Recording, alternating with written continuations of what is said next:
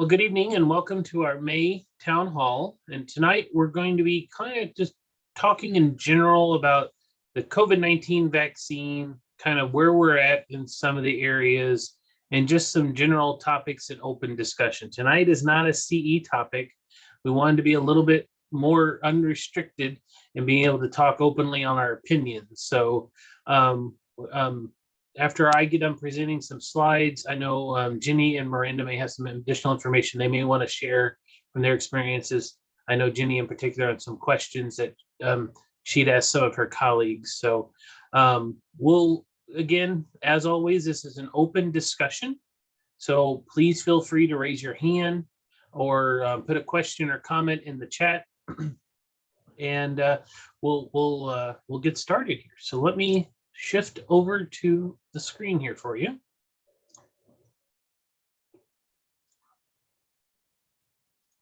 I think everyone here again has been here from at least one other town hall. So if you haven't, welcome to your first town hall. And again, just mute your microphone or phone if possible. And again, raise your hand or just put your question into the chat. And this is an open environment for everyone. So again, COVID-19 vaccines, some of the updates and considerations. Going to kind of talk about mainly from a data point of view, where we're at right now nationally, and drill down a little bit more into the state-specific information. Talk about the Johnson & Johnson vaccine pause, and then just talk some general next steps and kind of smaller topics. So of course, we need to talk about data of cases that we have. We have just under 154 million cases throughout the globe. The United States continues to be the highest among those. And one thing that's still not reflected here is that we have a variety of variants of this disease. We know right now it is ravaging countries around the world. India is in a healthcare crisis. And I don't know how else to bold and underline again that word of using the word crisis. And I think, we have to continue to be vigilant, even though we're starting to vaccinate. And that goes for everyone around the world. Illinois, we are starting to downtrend, but that doesn't mean that we should take down all of our barriers. I know we're getting more and more used to things are starting to open back up. The state's trying to get back to a set of normal.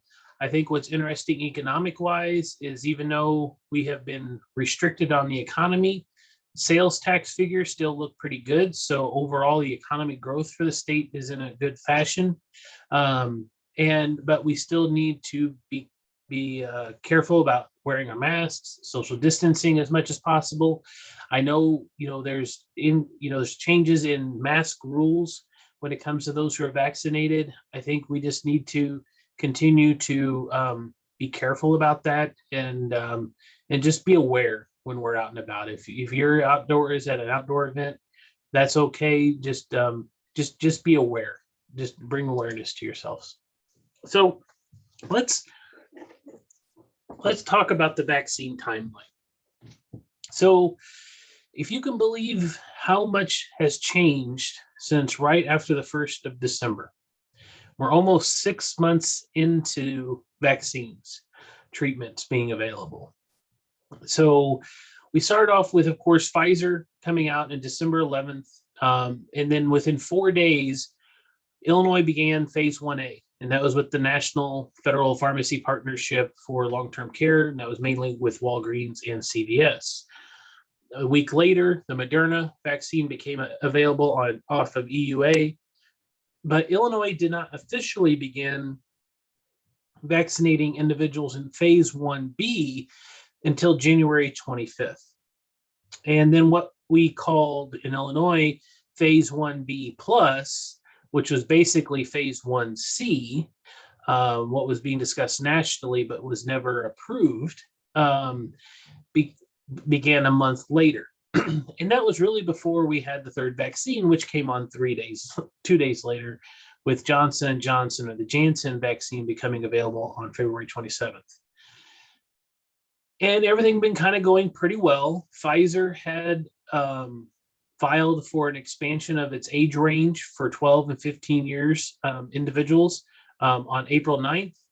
And then Illinois went all phases, or phase 2, with the federal retail pharmacy program being expanded on April 12th, which the United States didn't go till almost a week later.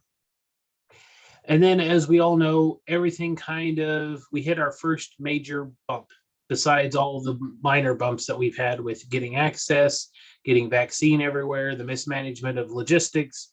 But we hit our first pause with a deployment of a vaccine. And both the FDA and the CDC hit the pause button. We'll talk more about that here in a minute, about the pros and cons of that decision.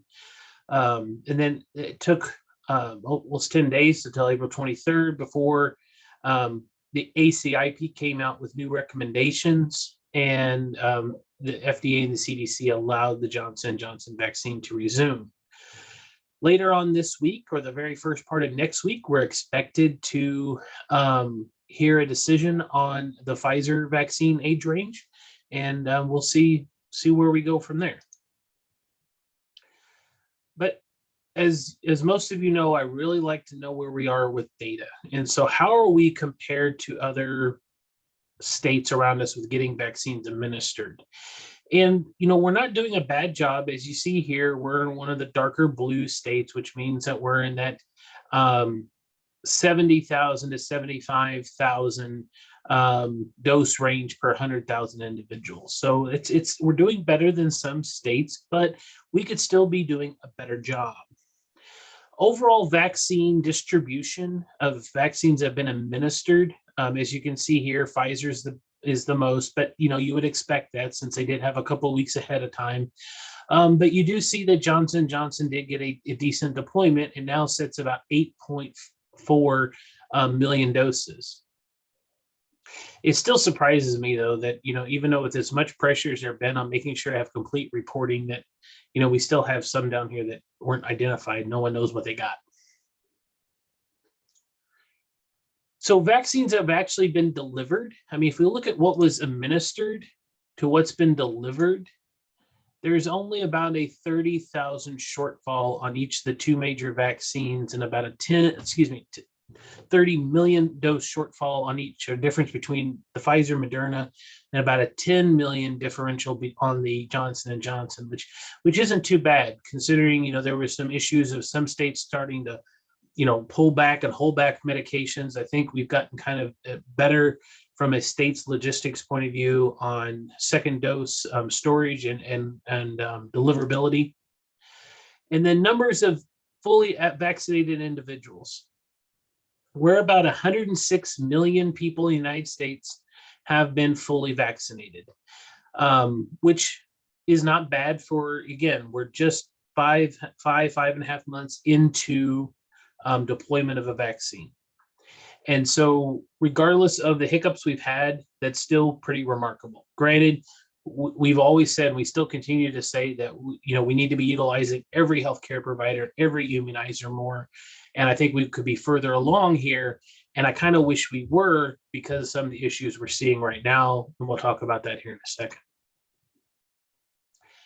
Just to kind of dive into Illinois statistics for a moment, just to kind of show you the breakdown of the vaccine. Of course, and not surprisingly, 66, almost 67% has been with the state. And that's what it means by jurisdictions there, is that the state had control of the vaccine supply. About 28% now has been given out to pharmacies. And hopefully that number will continue to increase as we start to continue into phase 2 in a more expanded way as we go through the next number of months. But I want to kind of go back and look at the long-term care program, because I think a lot of people forget about phase 1A. And just because we're in phase 2 doesn't mean phase 1A is done. Phase 2 really should mean that all eligible individuals of phase 1A, phase 1B, and 1B plus need to be continued to be reevaluated, and any new individuals who may qualify for those phases need to be considered, and especially when we look at long-term care. the initial contracts for Walgreens and CVS only stated they had to go in there 3 times. There was no additional follow-up. And so additional pharmacies and a lot of community pharmacies, and I have to give credit to a lot of our CPESN, ICPEN pharmacy members who have been some of those pharmacies who have gone in there, in addition to some of the MHA pharmacies that have gone in there. And but we're continuing still to lag behind on getting a solid, high percentage of long-term care staff and residents who are fully vaccinated. And as you can see here on a national level, I really wish this would be compared to those who would still qualify, because this doesn't give a comparison of how much of a shortfall we are still missing people, specifically when it comes to long-term care staff. And it really bothers me with as much oversight that there was on here, that we have almost 1.1 million that we don't know if they were staff or residents. That's unacceptable. And we really have to make sure that we're doing everything we can when it comes to reporting, because this was a segment that was almost entirely given to pharmacy. And as Arlen would tell you, if you don't document it, it didn't happen. And you got to document. And this is a time we got to show that we know what the hell we're doing in this area. This is an area we own very well, and we should be doing a better job at it. But let's talk about the Johnson & Johnson vaccine pause. So the great pause occurred on April 13th, and it was precipitated by a joint statement of the FDA and the CDC. And as of earlier in that week, about 6.8 million doses at that time had been administered throughout the country. And the pause initially was focused on just 6 cases with 1 initial death from a cerebral venous sinus thrombosis, which, compared to other adverse events that were studied in the clinical data and in the market data, really was extremely rare instance. And of the 6 cases, they were all female between the ages of 18 and 48. Additionally, as we went along over those couple weeks, another case was determined, another female case, and I believe she was above age 50. And then 1 male case was found from the clinical trials. And the symptoms usually occurred between 6 and 13 days after administration. And so the CDC tasked ACIP to convene an emergency session to basically review all this data and to provide recommendation guidance. And I think what caused a lot of concern was this was similar to some established risk occurrence, but not the exact same type of risk occurrence that was saw with the AstraZeneca vaccine in Europe. So what we really have to look at here is, does correlation really equaling causation? And I think that's something that we will continue to reevaluate on this issue, and whether a political decision was made or a clinical decision was made. And so in the United States, 300,000, 600,000 people develop blood clots annually. 100 to 200,000 people develop blood clots daily. Now, granted, the specific type of clot that we're looking at in this case was extremely rare. And one thing that is of note is that patients with the Janssen vaccine also had low platelet levels, which could have led to an increase of bleeding issue. And with the issue that we saw with AstraZeneca, both of these are the same type of mechanism. But as compared to the Moderna vaccine, which is an mRNA vaccine, only 1 case of patients had low platelets, and they died of a brain hemorrhage, but that was only 1 instance. And I'm not trying to make any light of the people who passed or who experienced these issues, but as we all know, as pharmacists, there's risk versus benefit that we weigh with each and every medication, and we have to look at those profiles, and we really have to look at numbers. And just to kind of show some comparison of other items, 12 and 100,000 people die in car crashes every year. 1 in 6 fall ill from food poisoning.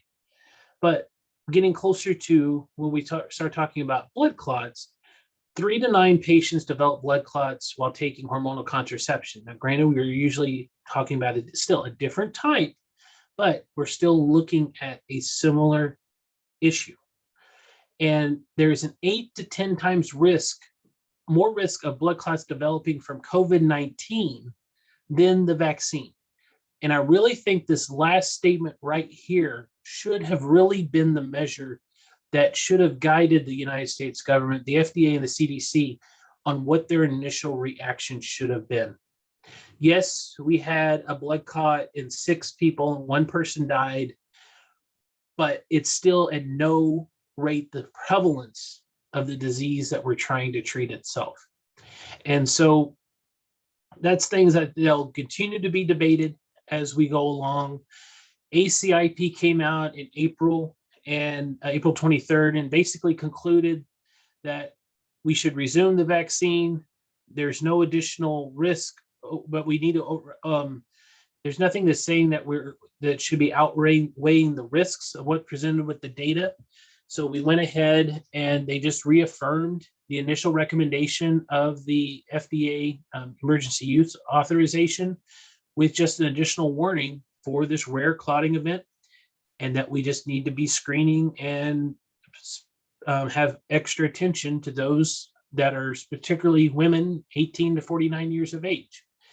And I show this data here. This is table 2 that was part of the recommendation and just shows the number of cases, hospitalizations, ICU admissions, and deaths that were prevented from the doses that were administered versus the cases that were expected from thrombosis. So again, we have to weigh that risk versus benefit. So let's dive into Illinois stats. Illinois has been given 11.8 million doses so far as of this week. We've administered 9.4 million, which isn't bad. We have 4.1 million, or only 32% of the population administered, which, in the grand scheme isn't bad for 12 million people in the state. But as we'll see here shortly, we're going to start to see an issue coming up, particularly in Illinois, and what's going to be a challenge for pharmacy and a challenge for all immunizers.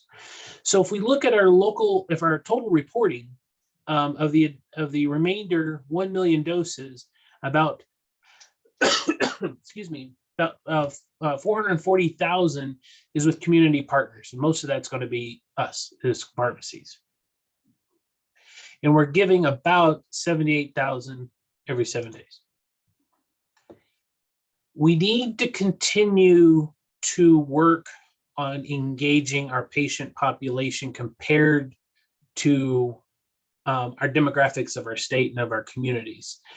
Women are uptaking the vaccine greater than men, and we're starting to see, it'll be interesting to see as we go over time, that 16 to 64, when we look in the middle, of how well that continues to grow. But we really need to make sure on our race and ethnic diversification of our patient base that we're making sure that patients who are populations of need and communities of need and people of color are getting the vaccine. We are definitely not hitting the same ratios as part of the population makeup of Illinois. So there are definitely communities where we need to be getting better outreach into. And I think pharmacies are well positioned to address these needs. And we have the mobility to be also able to go into these communities where other healthcare providers do not have that flexibility. So let's talk about next steps. The pause has been, I think everyone's being kind of nice about it. The media is really starting to come out a little bit harsher about it. It damaged us hard.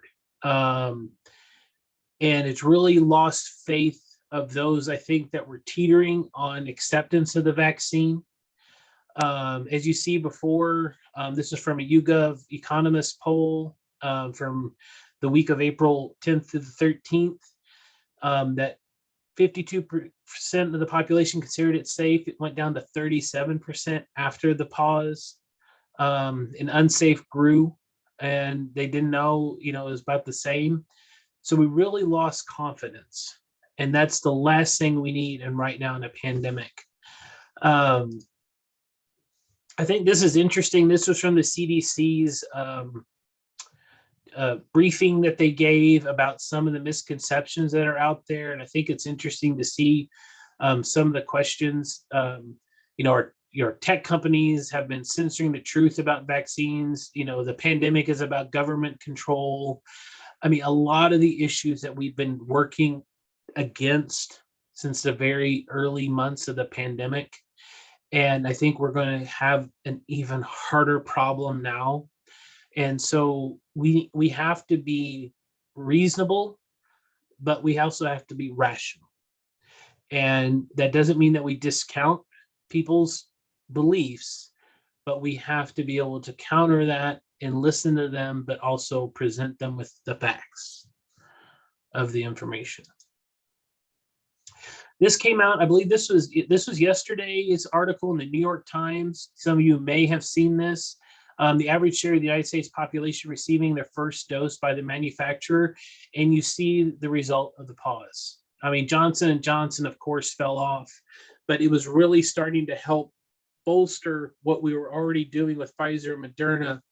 But the entire program has just died almost. It's been cut in half. The uptake of the vaccine since within a month. And I don't see this flattening out anytime soon. It's interesting. New York Times was able to provide data. I think the only thing that has shored up Illinois so that we didn't have as drastic of a fall we did during the pause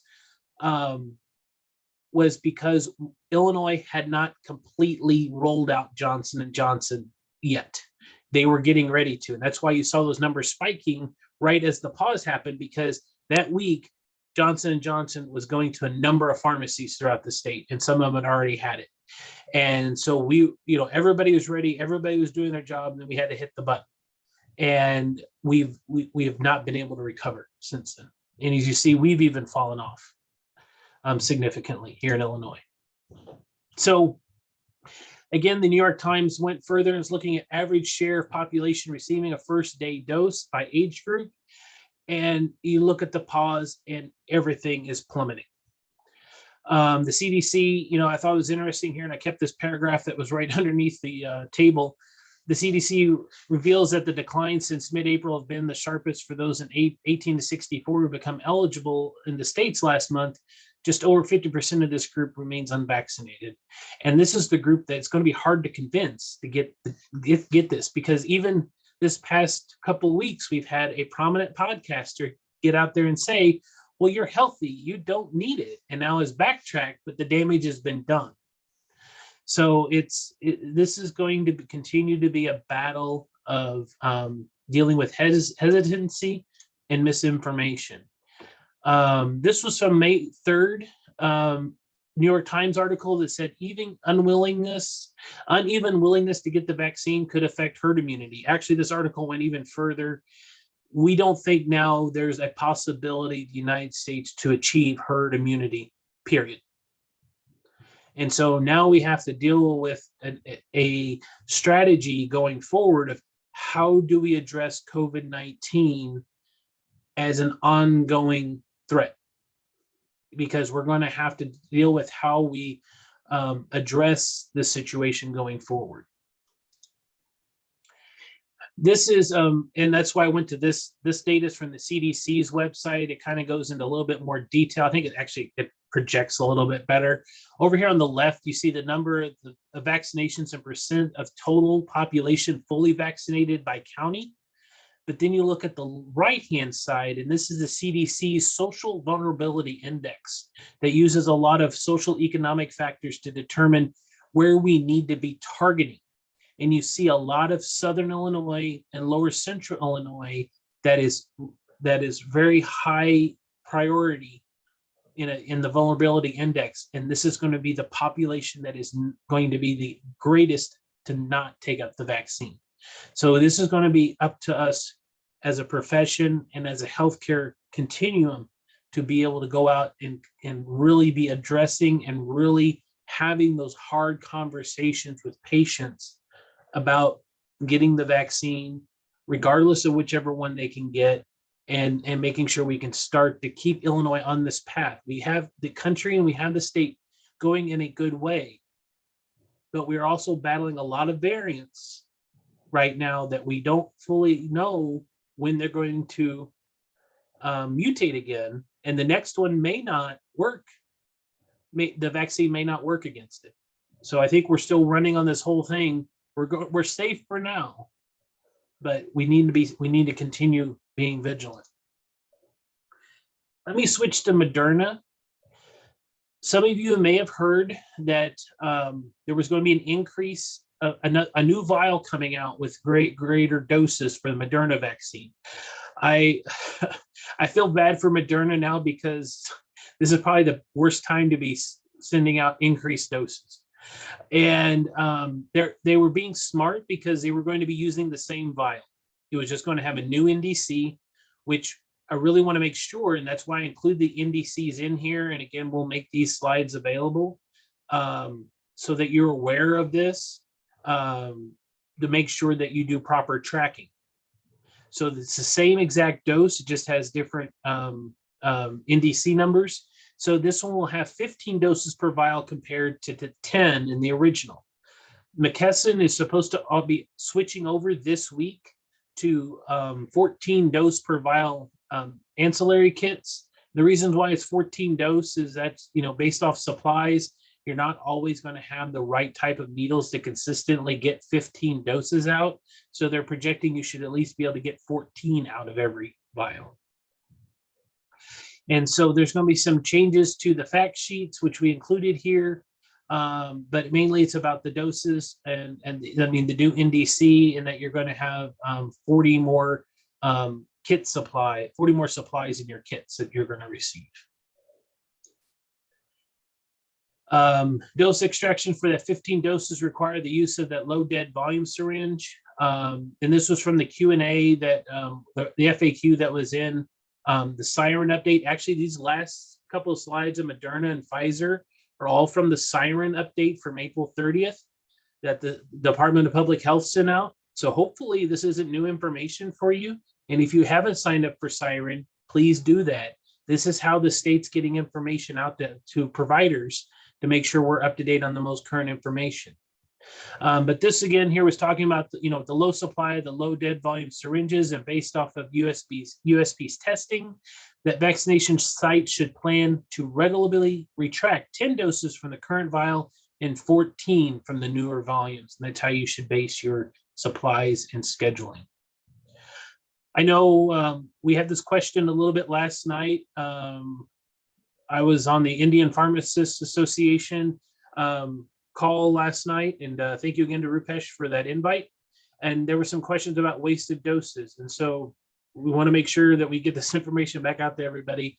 But this is how to handle, was the last dose extracted in full? Is it to be counted as waste? And how we need to approach that, at least with current Department of Public Health guidance. These things may change as we continue to have lower acceptance of the vaccine, and we may need to have different approachability to how we're looking at vials once we've used them, but maybe have not fully extracted all the doses. And then an update on Pfizer. We're hitting all three of them tonight. April 9th, I said earlier, they applied for their data and application to submit it for an expanded age expansion for 12 to 15 years. Multiple news sources are reporting that hopefully FDA is expected to release their decision early next week. It could still be even, and it's supposed to be for an approval of that age range. And Pfizer has announced, has let it be known today by at least CNBC that they plan to file for the whole new drug application for full approval by the end of this month.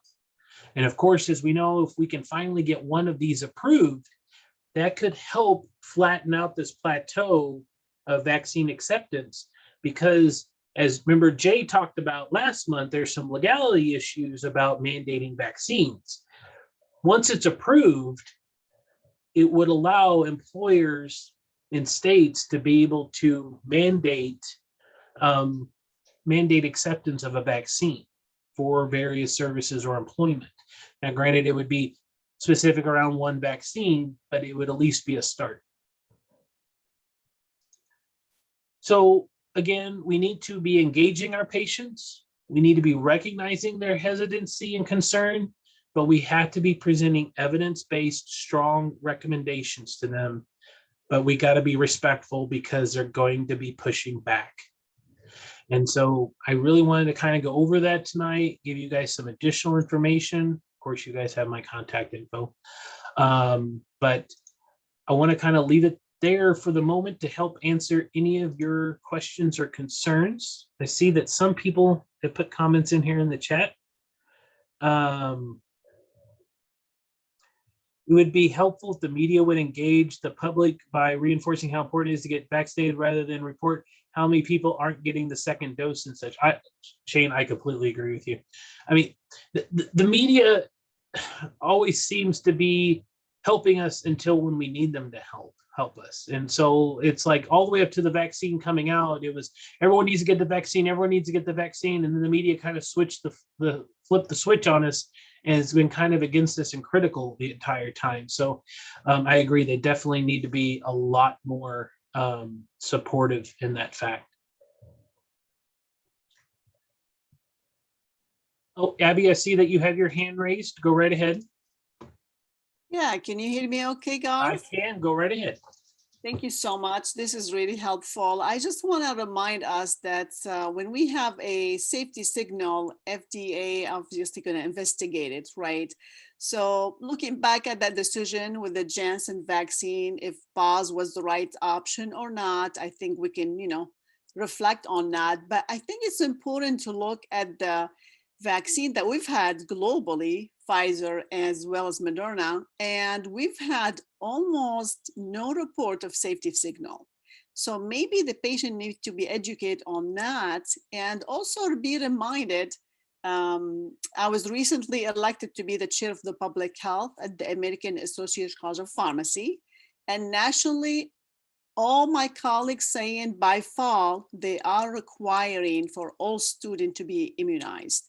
So we cannot control the individual decision if they want to be immunized or not, but we certainly can say if you want to be in schools or universities or certain employers' facilities, you cannot be there in person unless you're immunized. No, you make a good point, and I know a lot of schools are starting to require the vaccine, but I think it's also because of a lot of pressure from precepting sites as well.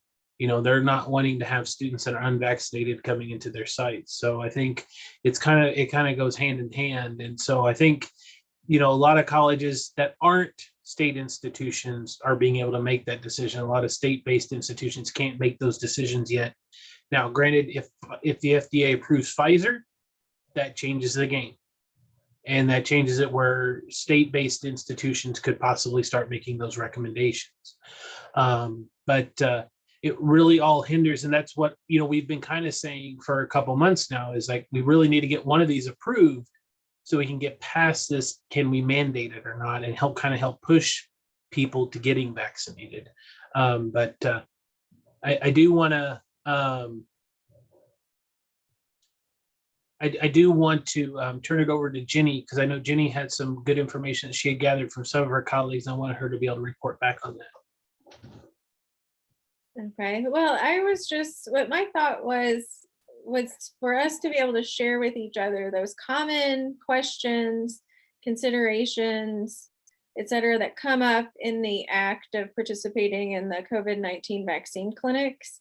Because I don't know about some of you who have been doing this, but for me, when I started administering vaccines, when my health center finally received them, these questions would come up or concerns would come up, and I'm like, I need to look that up really fast, and so I thought if we could do more of a sharing as far as like common things that come up or you're asked, if we could share those with each other, so we're all a little bit better prepared on the fly in those situations.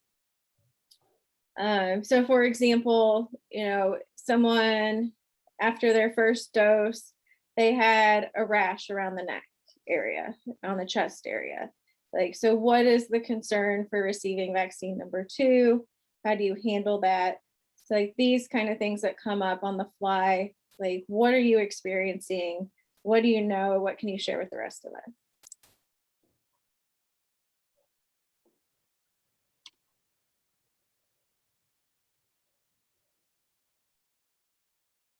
Cody, I think you brought up a really good point here about you're trying to spin it back with, the data. We have, this is the most monitored medication we've ever had. And I think that, reporting that back to VAERS is a very good point. And that, if anything, that's one of the reasons why we had to hit the button, because we saw something happening pretty quickly when we weren't sure what was going on. And then Starlin also makes a good point. However, inside someone politically pulled the trigger too fast on Johnson & Johnson. We could have waited to watch the full set of data. That's correct.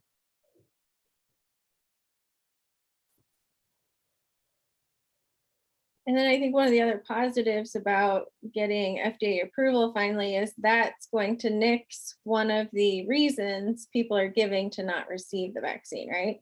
It's not FDA approved. So we'll slowly start chipping away at those reasons, hopefully. And then I'm sure they'll come up with some others, but. Yeah, and on that same point, Jenny, how many things do we still use that are not FDA approved? How many were grandfathered in at some point? Or, look at aspirin. That's my favorite because we all use it at some point. Well, you're exactly right, Cody. We all know aspirin would not make it through the process today. No. If it had to go through the same rigorous procedures. And Miranda brings up a good point too, that lots of drugs are used off label.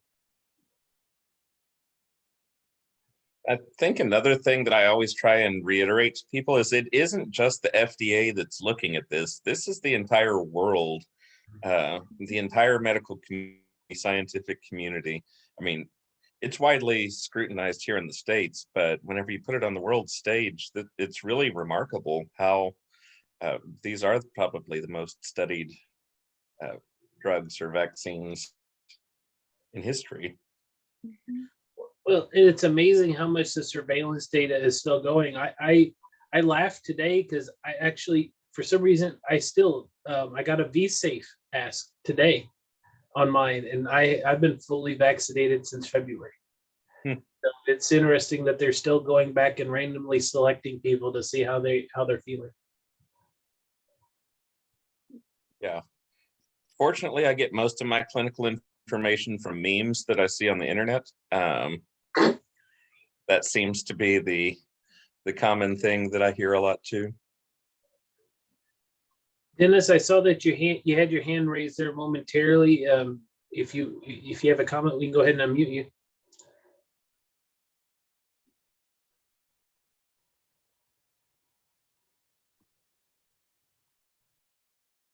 One of the problems I had is I found that a number of professional groups or individuals are pushing back. Nurses, doctors, even pharmacists. And again, they're drawing into that idea that it's investigational and normal drugs. How long did they take to get to a market?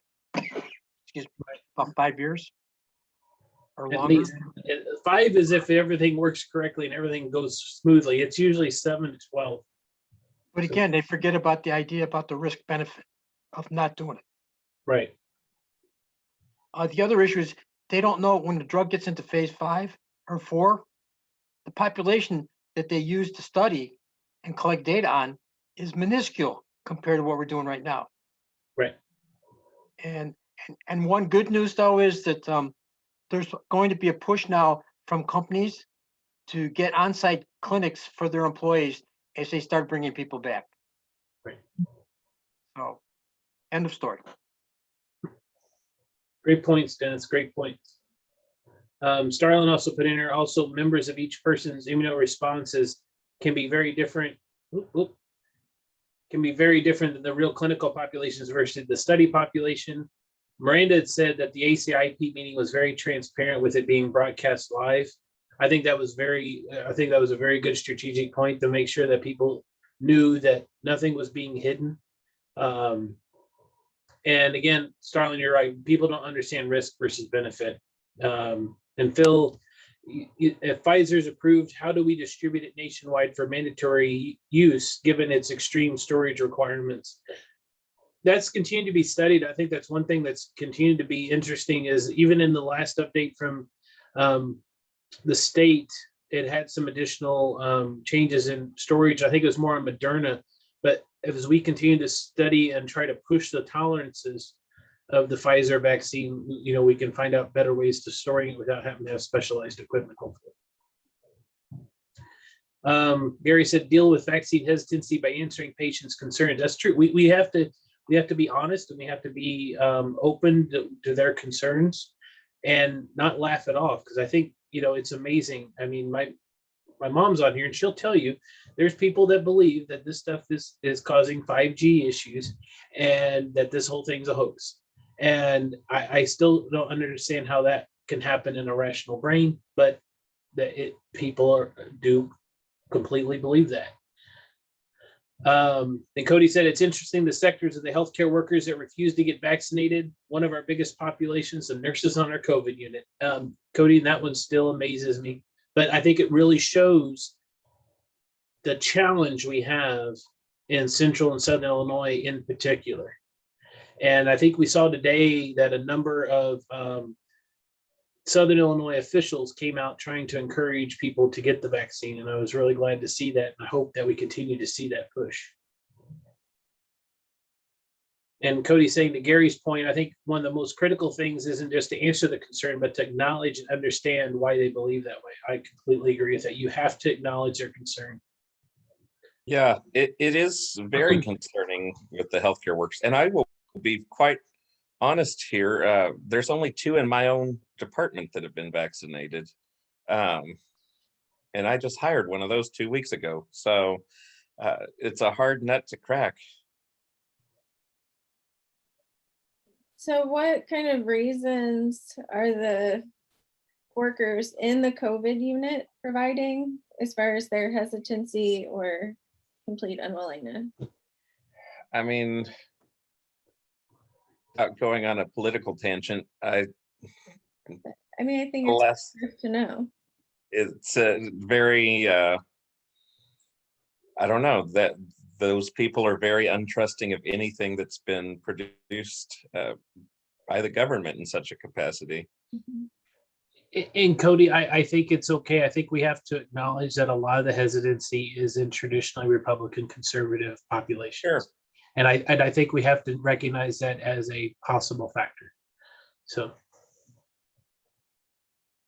Well, there's lots of data coming out of the Kaiser Family Foundation, that really drills down into certain groups that have continued to display a lot of the vaccine hesitancy.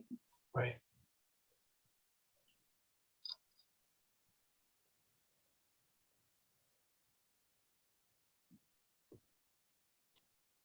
So are other people receiving the, I'm totally blanking, the retractable syringes? Mm-hmm. The Integras and the Vantage Point. Yeah. So has anyone else made the mistake that I did where, like, in our first vaccine clinic, I was given a couple of folks who had really tiny arms. And so I was too nervous to retract it in the arm. And so I took out the needle and then I retracted it off to the side, and then I saw that there was some liquid that came out. So I'm like, crap, they didn't receive the full dose possibly. So I don't know if anyone else has experienced that, but I just at least wanted to share, kind of what happened. What kind of hub did you have? You don't know? I don't know. If it was a low density hub, then, but if it was just regular, then some of the dose might have been. But I'm telling you, I'm getting comments from patients that are creeped out by the fact that it retracts in their arm because they see the syringe coming out and they think the needle's still in them. So that's a big fear. No, it's serious. Interesting. You know, we use those needles. That's all we used at Kroger. So you are correct that you don't get the full dose if you don't engage the safety mechanism there in it. I found it was best to just kind of, once you injected it, hit it fast and pull the needle away before they saw. So like Starlin said, they don't think it's stuck in their arm, Right. or, you know, make conversation, Exactly. something to distract them. Look, Haley's comment, but they think that we've implanted them with some sort of metal tracking device when we use Well, retractable. Yeah. I think Hank's got a question. Yeah, Hank, go right ahead, sir. I do not have a question. I have a comment. My significant other, Beverly, has a first cousin who moved from Florida into our area. And this first cousin's daughter had, I believe she had the Moderna vaccine, but the first shot she had produced mild aches and pains. The second shot she had brought on what appears to be a full-blown anaphylactic reaction.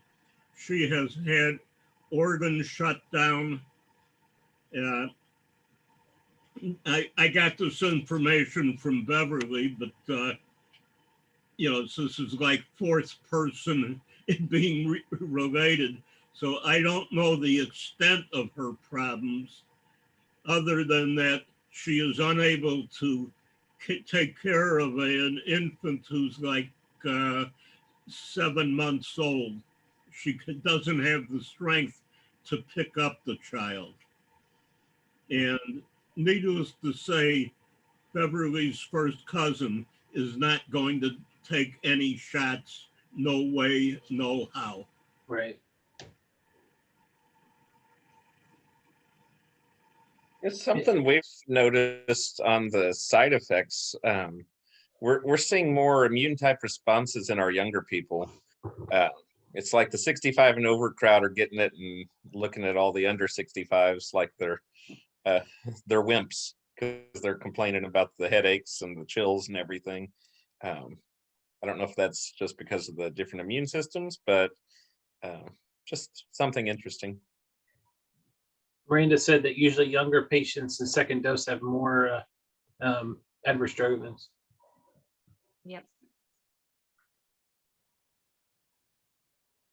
I've had a number of people tell me they felt energized afterwards. They felt great, energized. My 81-year-old aunt said she felt like she was given a dose of steroids. She felt wonderful. I think it's just that perception of the weight lifted off of you, of the anxiety that we've all been carrying over the last year plus. Yeah, I read an interesting article. It's been a month or so in the Times, but there was a retirement village in Boca Raton. Everyone got vaccinated, and it was basically like spring break there. Just people were so excited and happy, and just partying hard. So I wish that enthusiasm would spread to the rest of the country.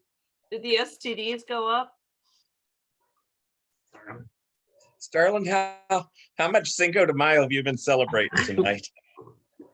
So I've had one drink, and you realize I had a procedure on Monday, so I'm like a cheap date right now.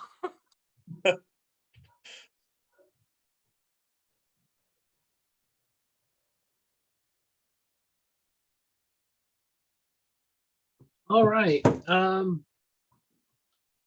Oh, Miranda put in some additional data here. Anaphylaxis occurs in 1 to 2 per million doses for most vaccines.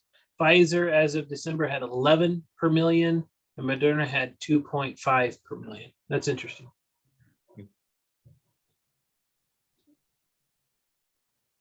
And so if they've had anaphylaxis to one of the mRNAs, then they could receive the J&J, right?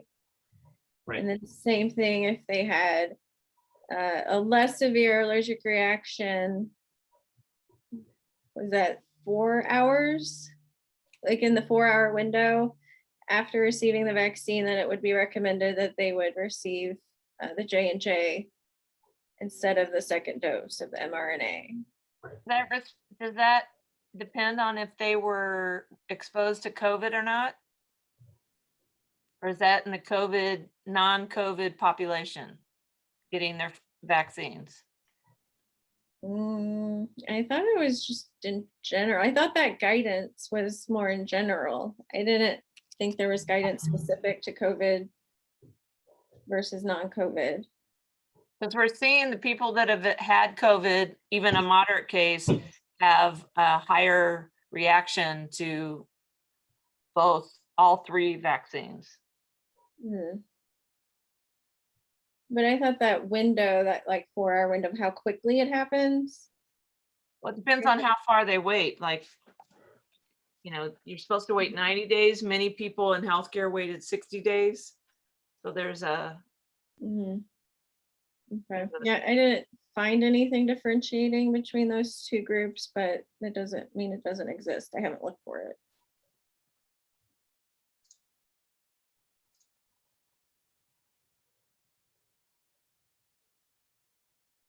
Yeah, it's been interesting too. The people that are really hesitant about the vaccines down here all went to Johnson & Johnson. They just want the 1 dose. They don't want to. They're worried about the 2 doses. They're worried about the 1 dose, and I think they're familiar with the name Johnson & Johnson. And I have a lot to say. They just don't trust that mRNA mechanism. Still afraid it's going to alter their DNA, which I find is odd since. Well, and I think some people that have religious concerns that they don't have those concerns with the J&J vaccine. If my understanding is correct. I think it's the other way around. Is it the other way around?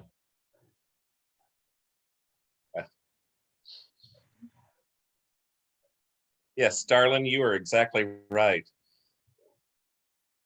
Pledge and Neosporin and Band-Aids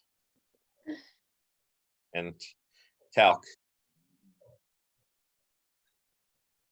Well, if that's what we need to do, then we just need to come out with the MIC vaccine then, and I think we'll be okay,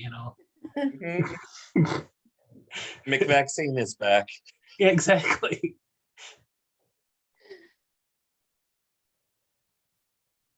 But I think it's interesting that you're starting to see corporations starting to incentivize their employees monetarily for getting the vaccine. I think we may see some of that too. And one thing that we were discussing in the office today is like, I think one way for the government, if the government, they're talking about that they may start going door to door. And I'm like, one, you don't need to go door to door. You have access to the entire data, who has it, who doesn't, but just do a tax incentive. Give everybody a $5,000 tax credit. I can guarantee we'll have a line outside the pharmacies you won't be able to handle. It's money talks in this country, and I think the government will have to look at some type of a tax incentive to get people to get the vaccine. Yeah, a couple of my patients were really excited with their workplace incentive they received. That's good. They were given pay time off to get it, and they got, I don't know what the monetary amount was, but I mean, it wasn't a lot, but they were really excited to get something for it. Yeah, I know that it was interesting to see you said that the paid time off. Some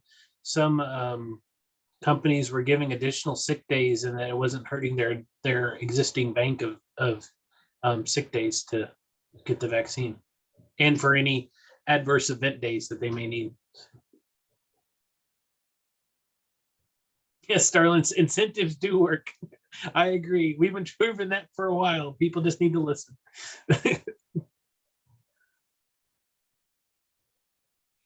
Miranda said 60 Minutes said they asked businesses to provide a free drink or meal for younger people. Somebody's doing that. What was it? I know that was it Krispy Kreme was offering a free donut was it every week for a year or every day for the rest of the year? Or something like that. It was crazy. It was. Well, then people got mad. Oh, of It's course. unhealthy. Yeah, but you got to think about it though. You know, you got to look at the history of Krispy Kreme. I mean, they embraced Visiting Nurses Association doing the flu clinics in their drive-through before most people were doing outside clinics. So they've been pretty invested in vaccinations for a while. Even though we mocked them all, I'll admit it, I mocked them when they used to have the drive-through nurses clinics. But you know, that's the way we do it now. Margaret, you've summed it up. Unfortunately, not being hospitalized, endangering other people, and dying is not incentive enough. You would think it would be. It's just not enough anymore.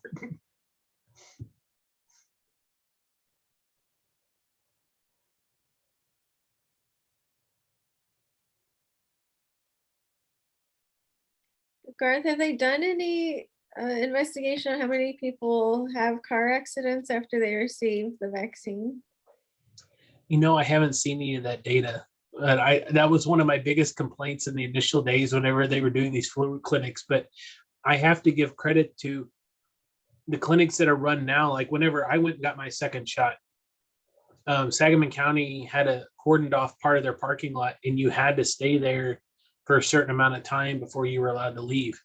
And they had a nurse roaming around. And I know that other pharmacies that have done them have done the same thing with having a technician or a pharmacist going around car to car. So I think we're doing these best practices now, and I think we're doing things that we should have always been doing with vaccine clinics.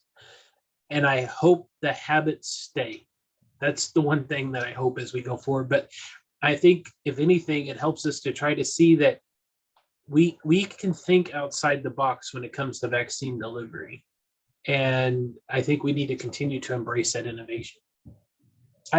It's amazing for the fact that I've had more questions in the last month about technicians giving vaccines at telepharmacy locations. That's the innovation that we have going on right now. And that's the type of innovation we need to continue to be embracing.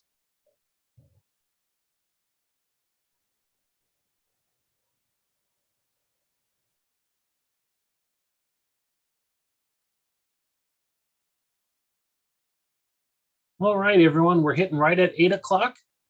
I want to be respectful of everyone's time, but I always know that our discussions are very fruitful as they were tonight. We've had a really good open discussion. And I think it was good for us to have one that was a little bit not as restricted under CE requirements, so we could kind of talk more in our opinions than we normally do. But just remember, next month, and correct me if I'm wrong, I believe next month's topic is on biostatistics. So as a biostats refresher, we could always use that from time to time, because I know some of us, as we get further away from utilizing that knowledge on a daily basis, and especially the further we get away from our graduation date, that knowledge slips away from us. So I think having a refresher is very helpful. I believe that's going to be a 2-part series. So that'll be June and July. So a lot of refreshers for the summer, but it'll be relaxing, so it won't feel like you're in school, but we want to make sure you're learning. So I really do appreciate everyone's time. And oh, Shane, I gotta share this one. I love they do a Vaxi Taxi in Eastern Iowa. Anyone doing that here? I know Uber and Lyft, I think in Chicago area, I love the name Vaxi Taxi. Uber and Lyft, I believe, we're doing free rides to and from the vaccine clinics. I think they were doing that in the Chicago metropolitan area. I don't know about down here, but definitely someone should get up the name Vaxi Taxi or something else similar. I love that. All right, everyone. We'll see you all next month. Continue to educate and engage, and we'll see everyone in June. Have a great month. Take care, everyone.